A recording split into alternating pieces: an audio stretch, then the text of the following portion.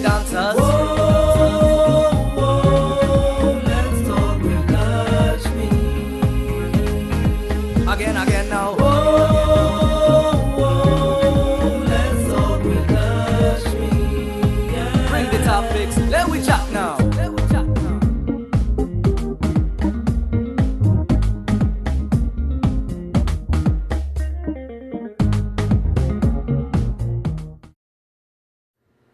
Good evening, and welcome to Let's Talk with Lakshmee, a show about us, our people, our community, our culture, our experiences. Halloween in New York City is a time to be fun and express yourself, whether you're dressing up as a ghost, a villain, a witch, or for the gay community, a drag queen. Ladies and gentlemen, in the studio today, we have some of the organizers of the Chutney Pride. We have Tina and Muhammad Q. Guys, welcome to Let's Talk with Lakshmee. Thank you for welcoming us. Well, how are you guys today? We're good. Well, I'm really excited to have you guys on set. And I just have a question. What is Chutney Pride? Chutney Pride is a community of individuals and personalities of the Indo-Caribbean society. Okay. Those who are from Trinidad, Guyana, Barbados, Jamaica, mostly all of the islands in the Caribbean, and those who are part of the LGBT community. LGBT standing for lesbian, gay, bisexual, and transgender. Okay. And Chutney Pride is more of a name, a title of the society, kind of a commercial title, to really describe the culture of our West Indian roots. That's dated back 15 years. Okay. So now Chutney Pride in Queens, New York, LGBT. What do you guys do in Chutney Pride for the Indo-Caribbeans that are LGBT? LGBT. For our community, we try to bring our LGBT supporters together. Mm-hmm. We try to bring LGBT individuals of West Indian descent.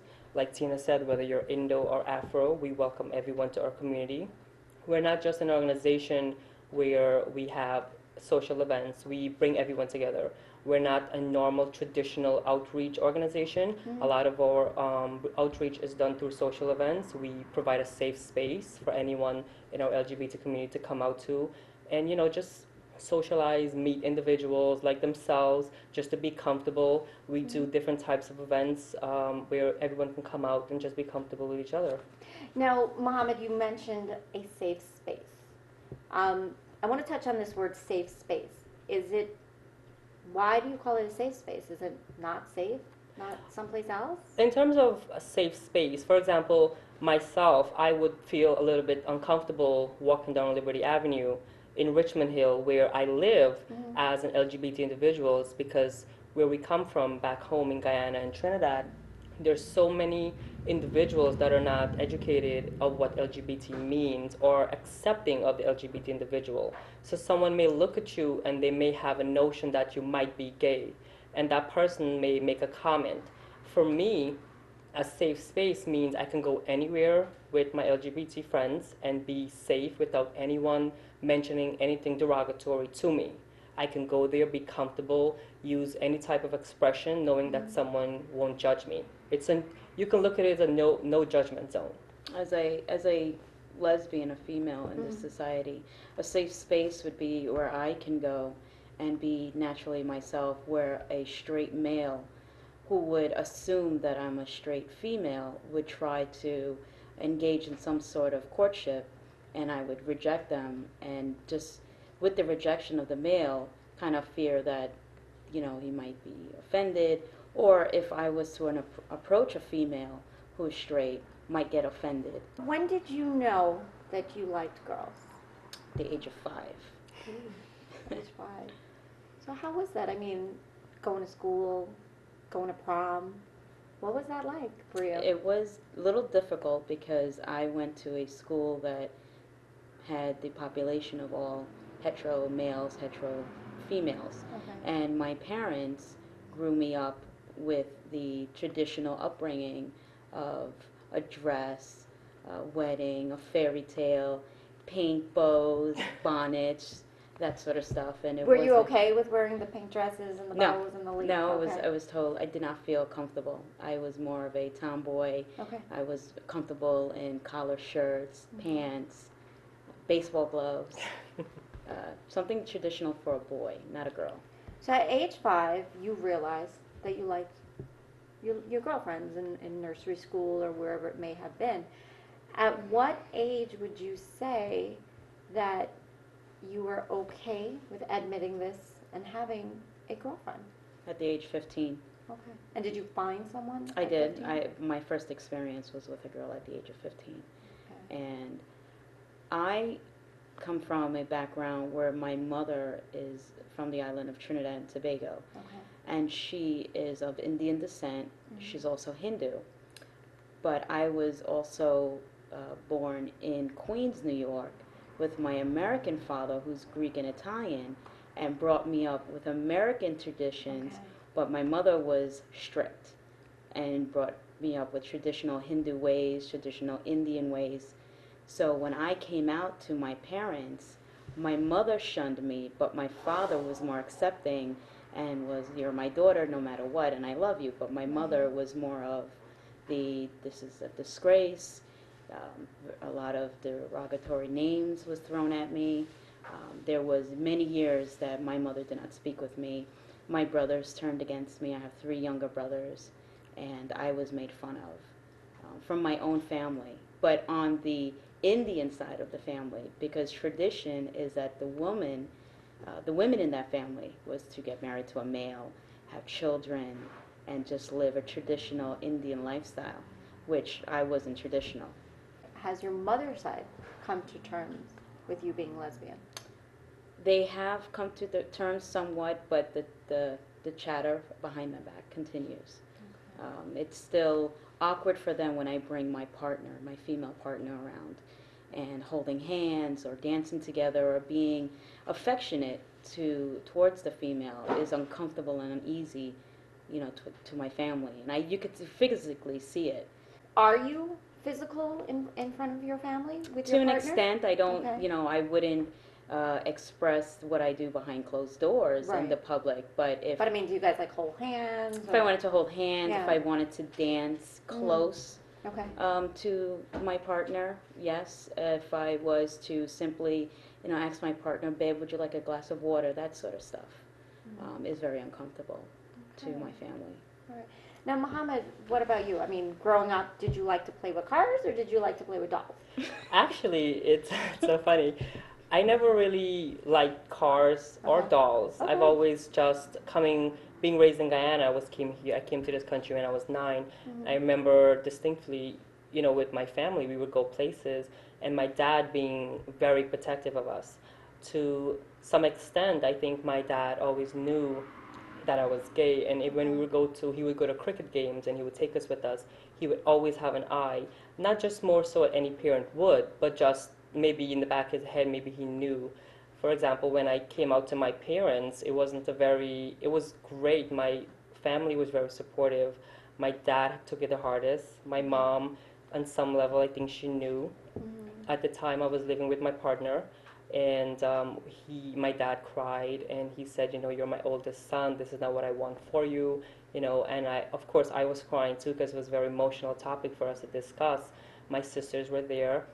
I have 2 sisters. My brother was there as well, and everyone is very supportive. I do have a very strong family support system, but in terms of my general family, when I came out in general, I come from a very Islamic background, and my older family members weren't so supportive of it.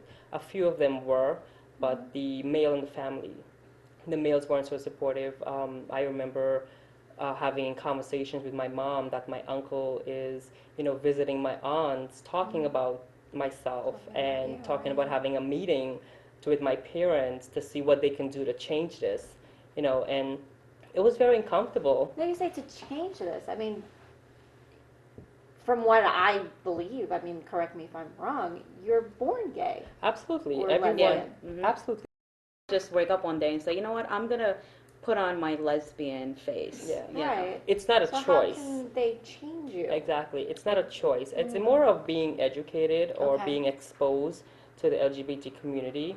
And from my family, coming from an Islamic background, the Quran strictly says that this is forbidden.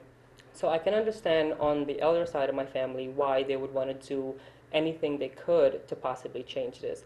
But at the same time, my family member never came to me directly to say, what can we do? Is there anything we can do? My parents were very supportive. I remember that night specifically when I came out to my parents. The next day, I woke up and it was like 7:30. My parents are knocking on my door, Okay. and my dad is like, "Okay, let's put on some tea. Let's talk about this." And he sat me down and he was like, "I don't want you to do anything to yourself. Back home in Guyana, no one would ever come out. No one comes out to their family. You would either commit suicide or you would run away. You would abandon your family." And he made sure that I never did any of those things. It was very emotional for me because my dad said he was very proud of me, and my dad wanted to let me know that the next morning that he was proud of me, and he wanted to make sure that I never did any of those things, that I have a family that supports me. I have a brother, I have 2 sisters, and most important, I have the love of my parents. And for me, I know a lot of friends who've been through what I went through, but never experienced it the way I did. And I feel for them because I do have a strong family support system. And I really wish that a lot of our West Indian parents would somehow be a little bit more open-minded, because I feel to some extent my parents are, and it helped, but there's still a little bit uncomfortableness sometimes. You don't talk about certain things in front of your parents, just out of respect for them. You don't bring up certain conversations because it's going to make them uncomfortable. And for me and my family, certain things are not discussed in front of them, but when they're gone, of course, we talk about it with my siblings and my family and my partner. Right. So, Mohammed, I think it's really great that, you have the support of your family now. And I mean, I personally know quite a number of Indo-Caribbeans that are gay. Don't know too many that are lesbian, I'll be honest with you.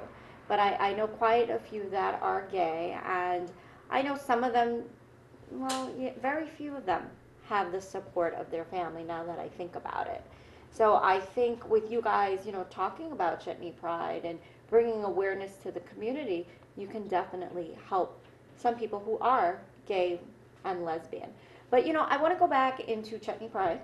Tina, I know you're the president of Chutney Pride. How did Chutney Pride come about? Chutney Pride came about 15 years ago, where I took more of my mother's side. I love the traditions of the Indian food and the curries and the soca music and the chutney music. And my mother's side is very large compared to my Greek and Italian father's side. And I've been to Trinidad and Tobago many times throughout my whole life. And I always felt like I have a good time. I just love the warmth and the unity and the love and just the togetherness, but there was something missing for me. I just couldn't be myself. So I thought, well, why don't I have a party and invite all of my gay friends, who the majority was Indian, mainly Guyanese back then.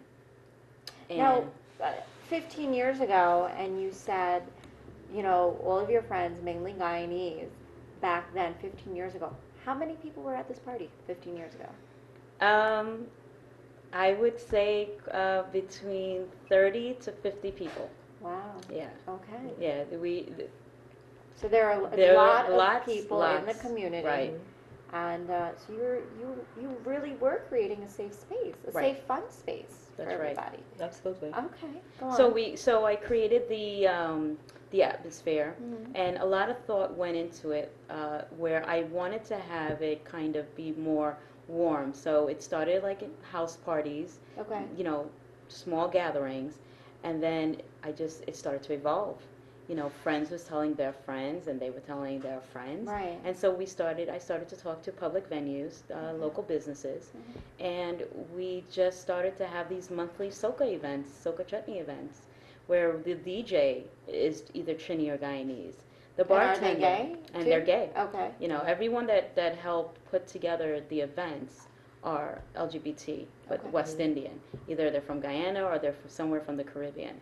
And you had the music, you had, sometimes we'd have food, and then you had, you know, the drinking. Drinking is a very social thing in the West Indian culture. And, you know, we bring the folks, they all come together, and we are able to share the stories because we share that one thing we have is with our families and the culture in the Indo-Caribbean community.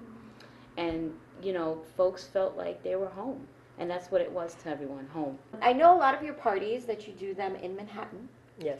but I know coming up Halloween, you guys are doing a Halloween party right in Queens, New York. It's gonna be actually our first Halloween party in Okay. Queens. In the past, we've done them in the city, but now we want to bring a presence to Queens. We want to let the community know that there is a large LGBT population. We want to bring awareness to this subject, and we're hoping that for our community will respect us. I know that we also have a drag queen right here in the studios. We have Zaman. Yes. So what we're going to do is we are going to take a break, and when we come back, I'm going to bring you guys a drag queen right here in Queens, New York. Welcome back, viewers. Well, I am back on set with Zaman. Zaman is a drag queen. Well, I know you, Zaman, as a dancer, first of all. I know you as a classical dancer. I've seen you dance Kathak. I've seen you dance film.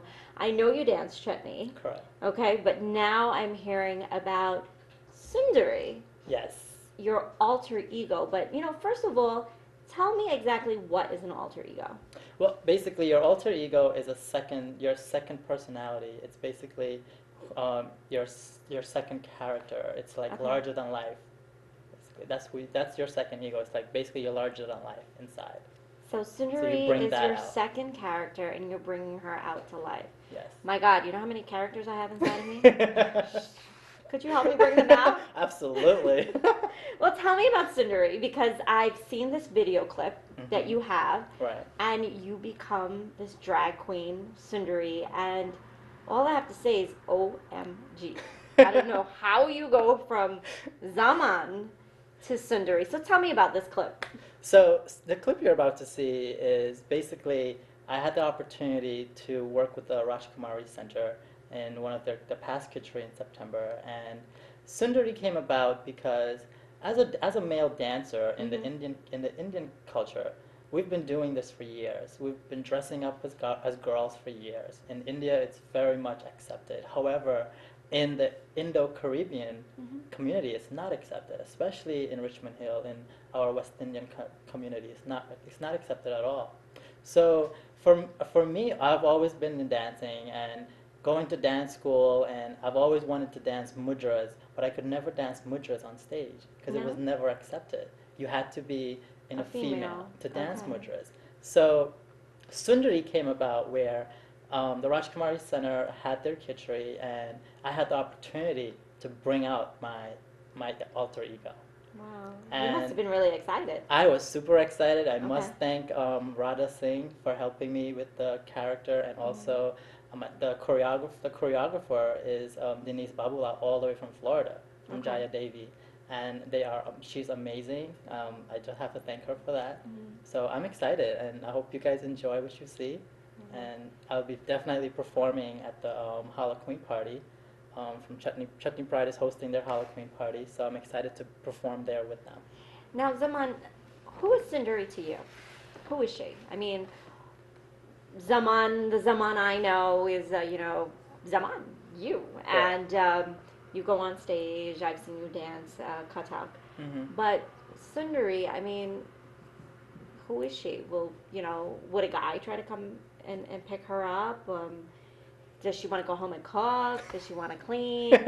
Well, Who is Sundari? Sundari is a character that I have created. And let me ask you, when you become Sundari, do you change? Do you change your voice? Do you change who you are? Like maybe as Zaman, you're one person, and as Sundari, you're somebody else? I mean, As explain Sundari, that I to am me. larger than life. Okay. I am on top of the world. I am out there.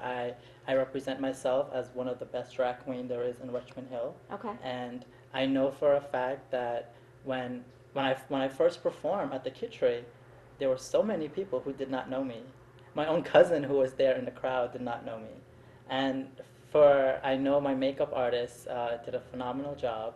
And I know for a fact that when I perform on stage as Sundari, I am bringing the best that I can bring. It gives me the opportunity to show the Indo-Caribbean community that we have talent in our community.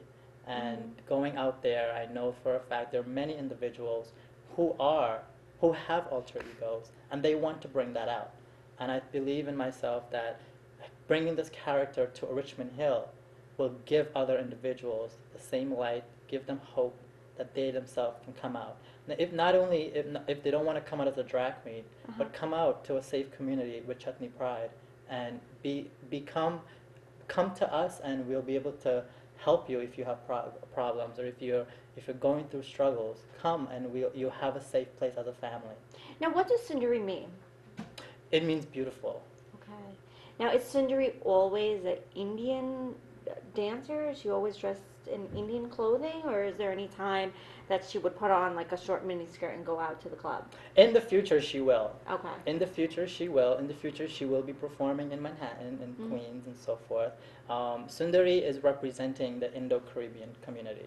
So she's basically going to be representing the Indo-Caribbean community, and also being going out there, showing the public that we have talent, like I mentioned before. And she will be doing other type of she also has Zaman talents in him.